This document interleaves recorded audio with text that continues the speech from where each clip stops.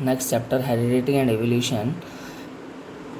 First is heredity, the transfer of or transmission of characters or traits from the parents to their offspring is called heredity.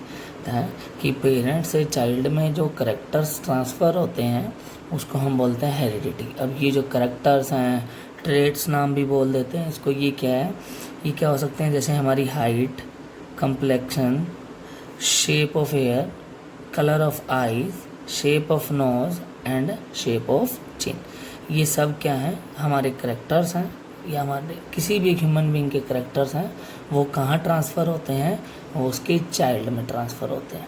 जैसे हम बोलते हैं कि जो new baby का born होता है, हम ऐसे बोलते हैं कि नॉर्मली हम बोल देते हैं कि फादर पे गया, ये मदर पे गया, या इसकी नोज इसकी मदर से मिलती है. वो क्या है, वो करेक्टर्स ट्रांसफ़र हो रहे हैं पेरेंट से उनके चाइल्ड में, जिसको ऑफस्प्रिंग भी बोल सकते हो, प्रोजेनी भी बोल सकते हो. इस प्रोसेस को हम क्या बोलते हैं, हेरिडिटी. क्या बोलेंगे, हेरिडिटी. अब नेक्स्ट क्या आता है कि अब ये जो करेक्टर्स हैं, करेक्टर्स की जो इन्फॉर्मेशन है वो कौन कैरी करता है. क्या है, the hereditary information is present in the gametes और parents. Thus gametes constitute the link between one generation and next and pass on the paternal और fathers and maternal mothers character और trait to offspring. अब देखो simple सी बात यह है, heredity information कौन carry करता है, गैमेट्स कैरी करते हैं. और गैमेट्स क्या कंटेन करते हैं, जीन कंटेन करते हैं. और जीन क्या करते हैं, इसी हमारी जो इन्फॉर्मेशन है, करेक्टर्स हैं, इनको नेक्स्ट जनरेशन में ट्रांसफ़र करते हैं. अभी हम आगे नेक्स्ट टॉपिक जो इसके बाद आएंगे उसमें डिटेल में पढ़ेंगे, क्रोमोसोम, जीन, वहाँ पे ये थोड़ा और क्लैरिफाई हो जाएगा. नेक्स्ट आता है वेरिएशंस. क्या है, वेरिएशंस. अब the difference in the characters among the individuals of a species is called variation. कहता कि जितने इंडिविजुअल्स किसी भी एक स्पीसीज, किसी भी एक प्रजाति के जो इंडिविजुअल्स हैं, जैसे ह्यूमन स्पीसीज है उसमें जो हम ह्यूमंस हैं, हम ह्यूमन बीइंग्स हैं, हमारे करेक्टर्स में भी क्या होता है, डिफरेंस होता है. जैसे कंप्लेक्शन, किसी का कलर फेयर होता है और किसी का जो हेयर है, किसी के स्ट्रेट हेयर होते हैं, किसी के कर्ली हेयर्स होते हैं. ये सब क्या है, वेरिएशंस हैं. अब क्या होता है कि ऑफस्प्रिंग कभी भी एक ट्रू कॉपी नहीं बनता अपने पेरेंट्स की, क्योंकि एक जो चाइल्ड होता है वो क्या बनता है, मेल और फीमेल. उसमें कहाँ से, दोनों से. मेल की बॉडी मतलब उसका जो फादर है और जो उसकी जो मदर है उसकी बॉडी से क्या है, करेक्टर्स ट्रांसफ़र होते हैं. उस वजह से क्या आ जाती है, वेरिएशंस आ जाती हैं. अब एग्जांपल देखते हैं. Here is another example of variation in human being which involves our ears. The lowest part of our ear is called ear lobe. Ear का जो लोअर वाला पार्ट होता है, नीचे वाले जो पार्ट होते हैं उसको हम बोलते हैं ईयर लोब. अब काफ़ी ह्यूमंस में ये जो ईयर लोब होते हैं ये फ्री होते हैं, कईयों में क्या होते हैं, अटैच टू हेड होते हैं. देखते हैं. In most of the people the year lobe is hanging and it is called the free ear lobe. कहता है कि मोस्ट ऑफ द पीपल में जो ईयर लोब होता है, ईयर का जो लोअर वाला पार्ट है वो फ्री होता है, मीन्स लटकना. हैंगिंग तो वैसे लटकना ही होता है. And it is called free ear lobe. In some people however ear lobe is closely attach to the side of head and it is called attach ear lobe. देखो इस जो ये डायग्राम में फीमेल का जो ईयर लोब दिखाया हुआ है ये क्या है, अटैच है. और इसमें जो मेल है इसका ईयर लोब क्या है, ईयर लोब क्या है, वो फ्रीली है, या फ्री है या हैंगिंग है. अब कुछ और एग्जांपल्स ऊपर रह गए थे. For example human height is a trait which shows variation. अब ह्यूमन की जो हाइट है ये भी एक तरह का ट्रेट है, करेक्टर है, जो क्या है, वेरिएशन शो करता है. This is because some people are very tall, some are less tall, some have medium height, some have short height, where as other are very short. कहता है ऐसा इसलिए है क्योंकि ये कुछ पीपल्स बहुत ज़्यादा लंबे होते हैं, कुछ उससे कम होते हैं या कम लंबे होते हैं. कईयों की हाइट मीडियम होती है, कईयों की हाइट क्या होती है, शॉर्ट होती है, और कईयों की हाइट बहुत ज़्यादा शॉर्ट होती है. ये सब क्या है, वेरिएशंस.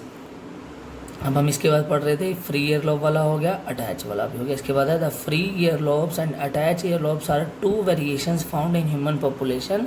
ये जो ईयर लॉब्स हैं इनमें भी वेरिएशन मिलती है ये ह्यूमन पॉपुलेशन के अंदर। जो फ्री ईयर लॉब है, ये अटैच ईयर लॉब है, ये भी क्या है, टू वेरिएशंस है। तो हम बोल सकते हैं कि वेरिएशंस क्या होती हैं, कैरेक्टर्स में डिफरेंस आना।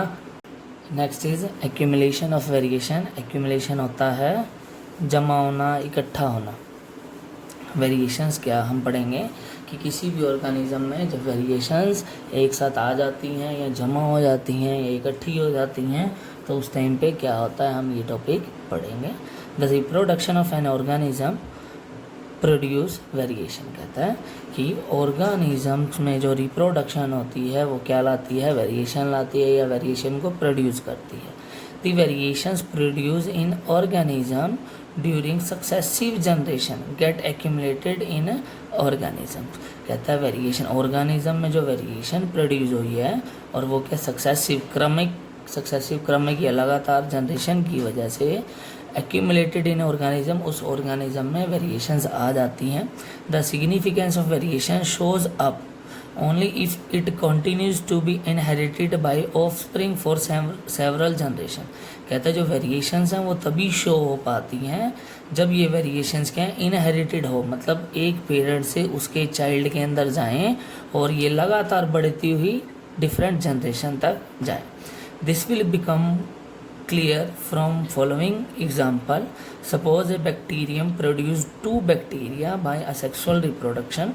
कोई भी एक बैक्टीरियम है, बैक्टीरिया ये सिंगुलर प्लूरल है, तो कहीं बैक्टीरियम है तो मीन्स वहाँ एक सिंगल बैक्टीरिया की जब बात होगी तो वहाँ बैक्टीरियम राइट क्या होता है। Suppose a bacterium produce two bacteria by asexual reproduction, कि एक सिंगल बैक्टीरिया ने या बैक्टीरियम ने टू चाइल्ड बैक्टीरिया प्रोड्यूस किए और किससे, असेक्सुअल रिप्रोडक्शन से। Again suppose that one of the offspring bacterium has variation due to which it can tolerate a little higher temperature than other one. कहता है जो टू बैक्टीरियाज हुए थे उसी सिंगल बैक्टीरिया से, पेरेंट बैक्टीरिया से two हुए, तो उनमें से जो ऑफस्प्रिंग था या एक बैक्टीरिया था उसमें वेरिएशन आ गई कि वो क्या है, अपने आसपास का जो टेम्परेचर है वो थोड़ा सा ज़्यादा टॉलरेट कर सकता है, लेकिन जो दूसरे वाला था वो उसमें वेरिएशन नहीं आई। आगे पढ़ते हैं इसको।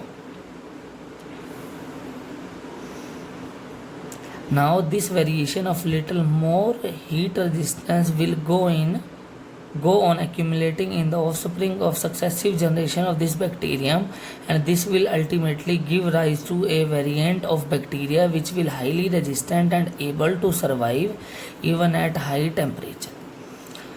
अब क्या बोलता है, नहीं लिया कोई भी एक ये पेरेंट बैक्टीरिया था, इससे क्या हुआ, टू बैक्टीरिया प्रोड्यूस, हम ले लेते हैं B1 एंड B2। अब जो B1 वाला था इसके पास क्या वेरिएशन आएगी कि ये क्या कर सकता है, हीट रेजिस्टेंट है और थोड़ा सा हाइयर, मतलब लिटिल बिट हाइयर हीट को अपोज कर सकता है या मतलब बोल सकते हैं टॉलरेट कर सकता है, लेकिन ये वाला नहीं कर सकता। आगे इसकी जितने भी जनरेशन्स होंगी, आगे इसके जितने भी चाइल्ड होंगे, उन सब में क्या वेरिएशन आ जाएगी कि ये सब क्या है, हीट को टॉलरेट कर सकते हैं as compare to this one. Means ये थोड़ी सी ज़्यादा हीट को टॉलरेट कर सकते हैं और ये नहीं कर सकते। अब क्या होगा कि ऐसे ही इसकी जनरेशन्स होंगी, आगे ऑफस्प्रिंग्स होंगे, सॉरी। अब मैं अगर बोलूँ, हम लेट ले लेते हैं, सपोज आपने ये राइट भी नहीं करना, सिर्फ ये आपको अंडरस्टैंडिंग के लिए हम सपोज करते हैं कि ये जो बैक्टीरिया है ये 40 डिग्री सेल्सियस टेम्परेचर को टॉलरेट कर सकता है, और ये बैक्टीरिया है ये किसको कर सकता है, 30 डिग्री सेल्सियस टेम्परेचर को ही ये बैक्टीरिया 30 डिग्री सेल्सियस टेम्परेचर को ही टॉलरेट कर सकता है। अगर एनवायरनमेंट का टेम्परेचर 35 डिग्री सेल्सियस होता है उस टाइम पे सर्वाइव कौन कर पाएगा, ये वाले बैक्टीरियम, क्योंकि इनमें वेरिएशंस आ गई थी। ये 40 डिग्री सेल्सियस तक टेम्परेचर को क्या कर सकते हैं, टॉलरेट कर सकते हैं, जबकि अब ये देखो इनमें वेरिएशंस नहीं आई थी, ये 30 डिग्री तक ही टॉलरेट कर सकते थे, तो ये क्या हो जाएंगे, सर्वाइव नहीं कर पाएंगे। तो इसलिए कहते हैं वेरिएशन क्या करती है, किसी भी स्पीसीज़ को सर्वाइव करने में हेल्प करती है, और स्पीसीज़ में वेरिएशंस लाती है, और लगातार वेरिएशंस कई सालों तक चलती हैं, तो एक नई स्पीसीज़ भी बन सकती है। अब जो ये टेम्परेचर वाला है, ये आपने राइट नहीं करना, सिर्फ अंडरस्टैंडिंग के लिए था। एक पर्टिकुलर, आप ऐसे लिख सकते हो, एक पर्टिकुलर टेम्परेचर तक ही ये जो बैक्टीरियाज हैं उस टेम्परेचर को या उस हीट को टॉलरेट कर सकते हैं, बट ये बैक्टीरियाज हैं इस टेम्परेचर को, जो पर्टिकुलर हमने लिमिट ली है, उससे भी ज़्यादा टेम्परेचर को टॉलरेट कर सकते हैं। ठीक है, थैंक यू।